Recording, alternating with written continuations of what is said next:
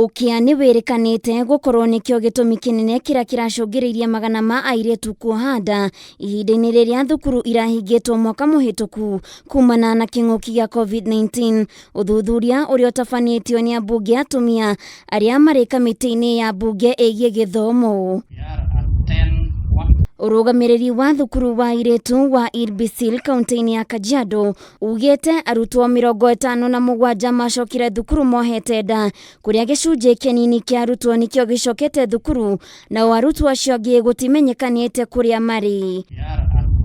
Makinyabara mathomo kaunti-ini ya Kajiado, ambunge yamoigite kuringana na uthuthuria wao airetu aingi a thukuru marekorirwo gwatini ucio thutha wao kuhenio nimekugurirwo tauro cio theru ni aria mamahete nda, undu uria wirikanite nikio gitumi kinene gia thina wa airetu kuhanda kaunti-ini iyo. Each and every girl, how it happened, the reason was somebody promised to buy them sanitary pads.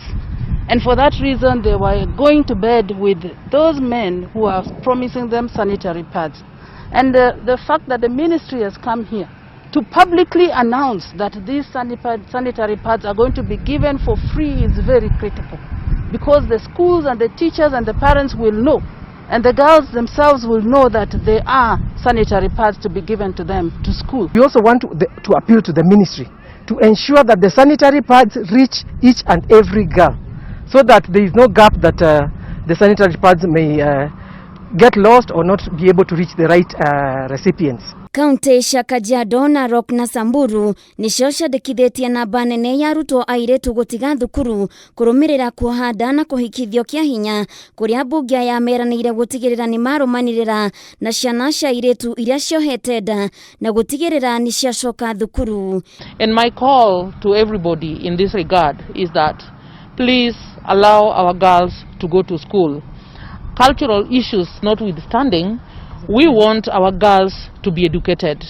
It is because of education that we can all prosper and become co-builders of this nation together with our male counterpart. Ihinda-ini o riu ni moritie ministry ya ugiteri wa thiini kuhanyukia mibango ya gucokia thayo mwena wa Kapedo niguo mathomo macokererie mwena ucio. First, we must think about the security of the teachers. We must think about the security of the students. We must also think about the security of the people in that area. So our appeal is to the CS for Interior and Coordination to come up with solutions to ensure that the people in Kapedo are protected, that there is peace. We want peace in every part of this country. People who are affected when there is unrest or civil unrest in any area are women and children. And we are seeing our women and children affected in Kapedo, and we are asking the government to move with speed to make sure that these people are apprehended. Haduini Hakameme TV Geto Waithira wa Kihara. But we always try to reconcile with the